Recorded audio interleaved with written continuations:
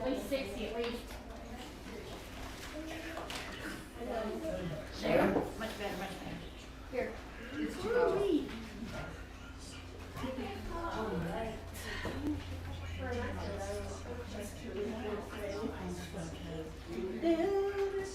The projector's on.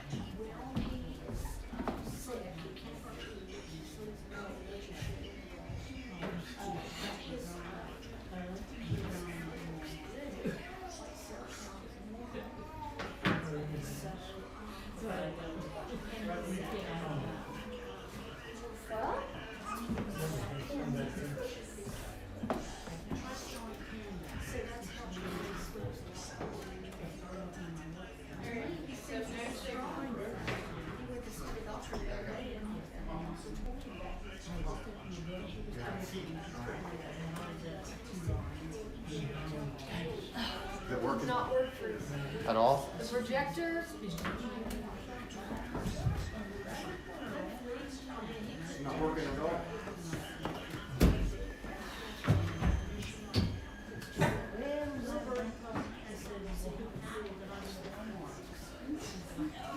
I can see writing under the screen. When you're plug that in, I can see like your car at the bottom. Are you on the car? When you first plugged it in. So I don't know what's going on. But now the bar's gone.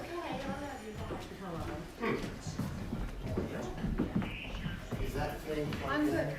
I'm looking.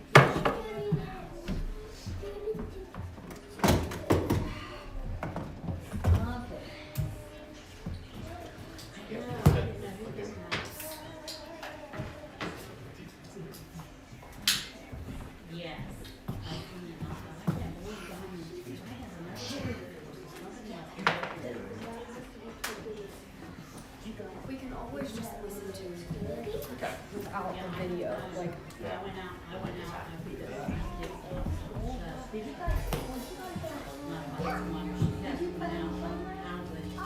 Oh, I saw some kids out there. But our spirals don't have to I'll do that. yeah. Okay. All right, guys, we're just going to listen to this. For some reason, not sure why the video's not. What is our aim? What is our fixation? First, we've got to realize what it is that we love more than God. What is the thing we're chasing? But our spirals don't have to keep spiraling down. We can actually flip them around, and they can start to go upward.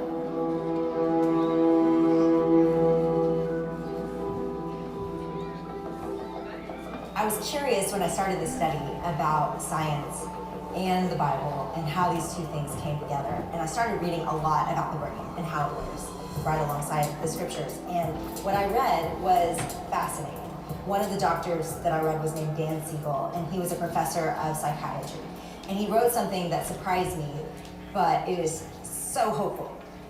He said this: where attention goes, neural firing flows and neural connection grows. And patterns that you thought were fixed actually are things that with mental effort can be changed. This is so hopeful. And it's what the Bible teaches us too. In other words, we can change our brains. And what we think about, it's probably what we're becoming.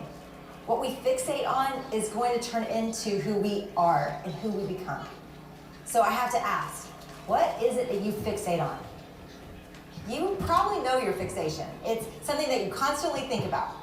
I usually know mine because they start coming out everywhere. You talk about them, you think about them, you talk about it with your friends, you read books about it, podcasts, you join groups that care about that thing. And some people call them our obsessions. And maybe yours, deep down, is comfort or control or health or fear of failure or multi-level marketing. But there's probably something that you tend to fixate on. And the problem with this is that anything we fixate on this earth, it can be taken from us. But if you think about your spirals, most of them aren't freewheeling, chaotic thoughts. They usually have a focal point. And probably that thing that you're fixating on is also the thing you worship. It's the thing you love. It's the thing you want most. It's the thing you chase. I've spoken before that I had an eating disorder in my 20s, and it started when I was in college, and I was a cheerleader, and every week they would weigh us in, and if we gained more than a couple pounds, we would get benched for that game that week. And after a little while, that starts to really mess with your mind. And so I found myself obsessing over meals and working out and what to eat and what to not eat. And my fixation became a place that I felt completely stuck in. It was the focus of every spiral in my day, every spiral in my head. And I remember in that season reading Paul's words, I could take my thoughts captive to the obedience of Christ. I remember highlighting it and underlining it and memorizing it because it had never occurred to me that I was not subject to this struggle. And my spiral was interrupted. And I all of a sudden realized I had power over my mind and my life again. God has given you the power to interrupt whatever your fixation is. And that's what this verse from Paul said to me, and it reminded me of. It was news that I was so happy to hear. And the question that remained then, after understanding I had the power to change it, was then how do I change it? How can I interrupt this spiral? And For you, the answer, at least in part, might be something big. Because some spirals are not interrupted easily. It might be counseling. It might be a season of investing in healing. And it will require community and people in your life, people to hold you accountable. Prayer and fasting, it's going to include that. And for you and me both, a presence with God, a time with God, focused on his power, focused on his grace, it's going to require that. But our spirals don't have to keep spiraling down. We can actually flip them around and they can start to go upward. And Paul knows this. And so Paul goes to the root of it and he says a lot about what we think about because he knows that's the best place to interrupt it. It's in the inside of us. It's when it first starts. And Paul's going to show us a way to flip it. Paul talks a lot about the fact that we can control our minds. And now we are going to see inside his and what controls his. And he says that we could take one thought captive and that one thought could shift all our other thoughts. So let's look at Philippians 1. I thank my God in remembrance of you always in every prayer of mine, for you are making my prayer with joy. Paul's writing later back to the church of Philippi because now he's in another prison, and yet he is loving these people. He is grateful for these people. He has hope. He has joy. And then he's going to talk about this imprisonment, his reality, his circumstance. I want you to know, brothers, that what has happened to me has really served to advance the gospel. Again, he's showing us how he thinks. He wants them all to see how it is he thinks. This is why I have joy. It's so interesting that his aim, he keeps putting it in everywhere. It is the gospel is to be advanced. It is his chief aim. And then he shares, so that it has become known throughout the whole imperial guard, all the rest, that my imprisonment is for Christ. For Christ. He has one aim. And last week we talked about the fact that he could have gone to Asia and been this great missionary. And yet God detoured him, and he would spend many of the rest of his years in different prisons. And this was the story that God had for Paul, and it's one that a lot of us relate to, like our story not going the right way. And when I say that Paul had one chief aim, I mean that he didn't even put the things of God in the place of God. He had one aim. And I think sometimes we can put good things in place of God. I see this happen, and I see it happen in me, where I start to make mission and purpose my God. And it fails us because instead of pleasing Christ no matter what, we start to get picky about our mission and our purpose and what it looks like and how it should play out. And we start to compare. And we start living discontent because we don't feel like we're getting the opportunity to matter, because God can use all of us no matter where we are or what our circumstances are. So if I put my aim in results, even if it's of ministry, I'm going to be miserable. If my value or worth becomes in what I do, even if it's good, it fails. We've got a problem if we love and esteem and run after anything more than God, even if it's something that we stamp God's name on and act like it is for God. We've got to figure out what it is we're chasing. We've got to figure out what it is we worship. If we don't know and we're not honest about it, then we're going to keep being tempted to worship that apart from God.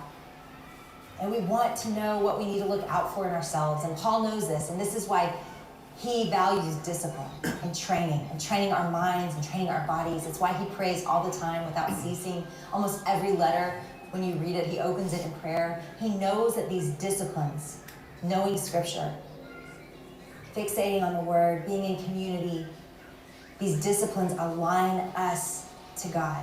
It helps us see that we are perhaps getting off track or worshiping something besides God. So, how do we take down these fixations? In Philippians 1, he says, and most of the brothers, having become confident in the Lord through my imprisonment, have become much more bold to speak the gospel without fear.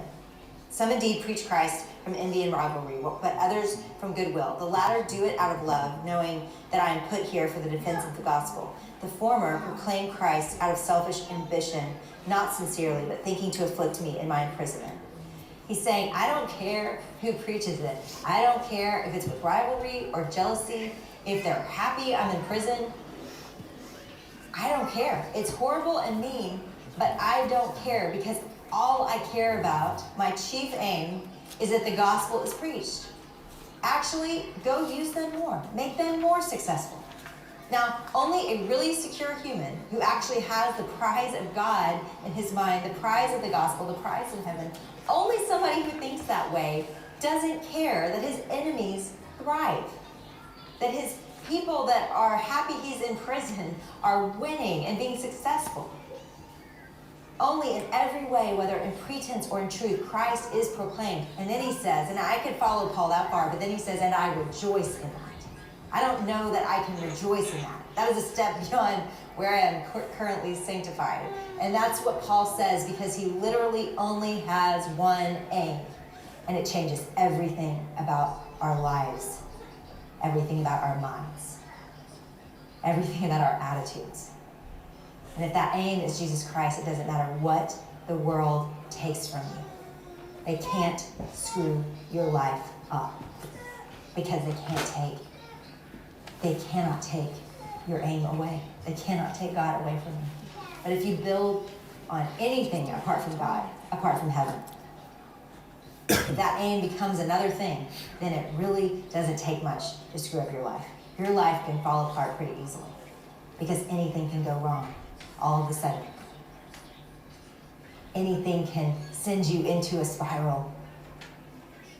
And having God as your fixation, it changes everything. It kills idols like approval and competition. It kills self-glorification. It kills a love of money. And all of a sudden, it doesn't matter if you have money or you don't, if you're in plenty or you're in need, because all you care about, like Paul, is that the gospel is preached, that the gospel is advanced.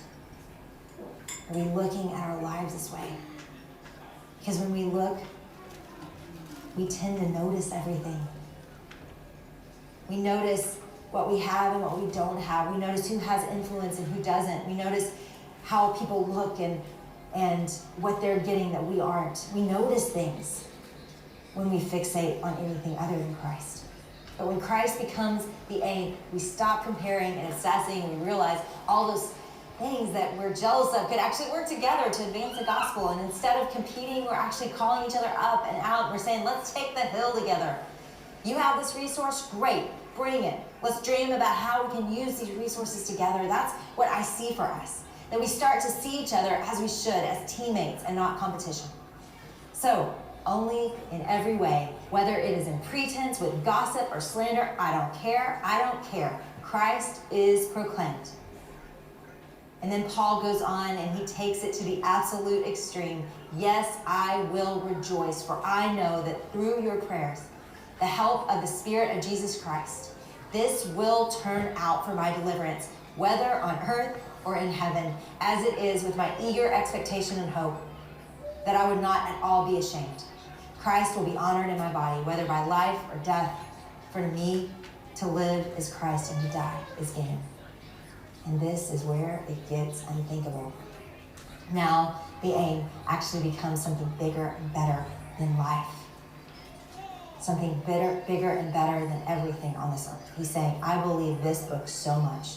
I believe this Jesus so much. I believe in everything he's promised me, that this is worth dying for.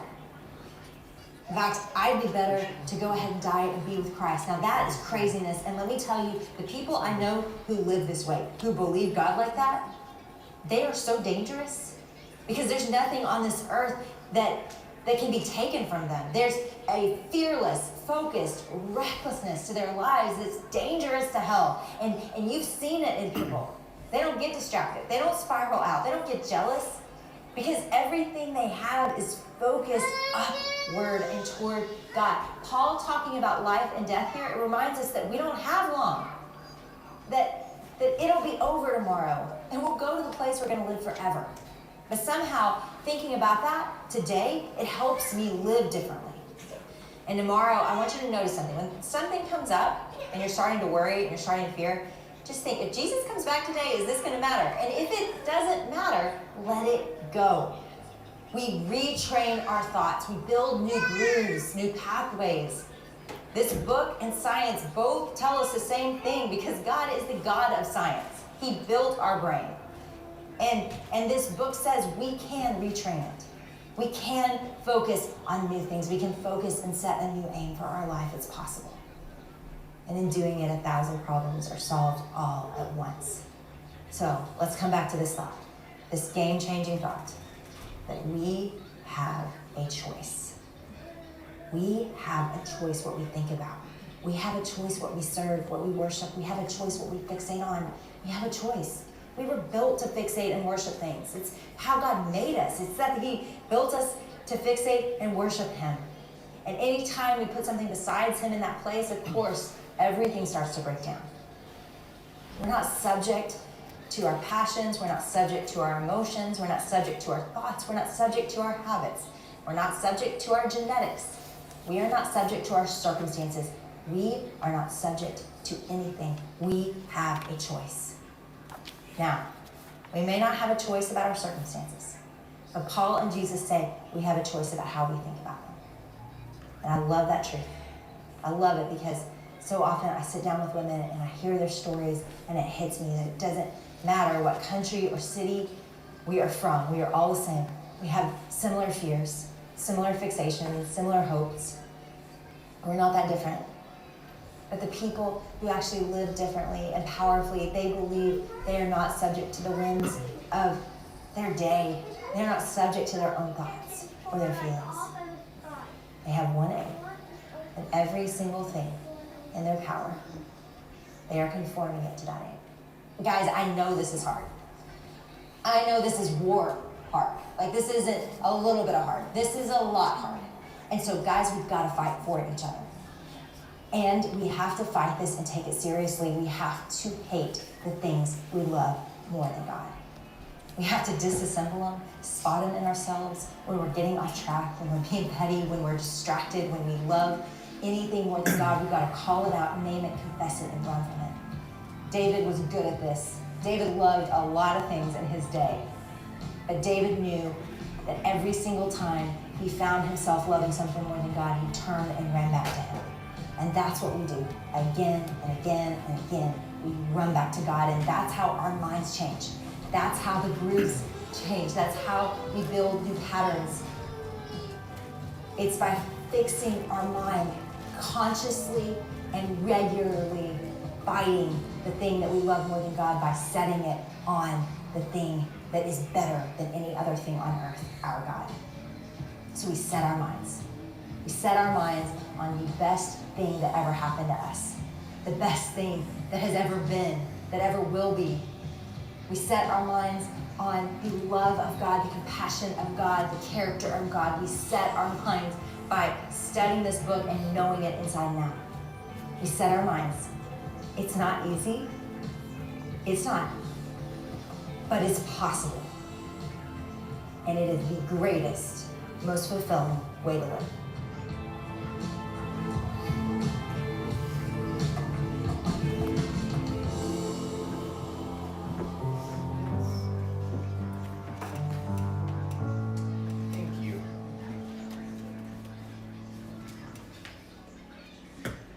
Did everyone get one of these? Okay. Y'all need an ink pen? You have ink pens? Anybody need an ink pen?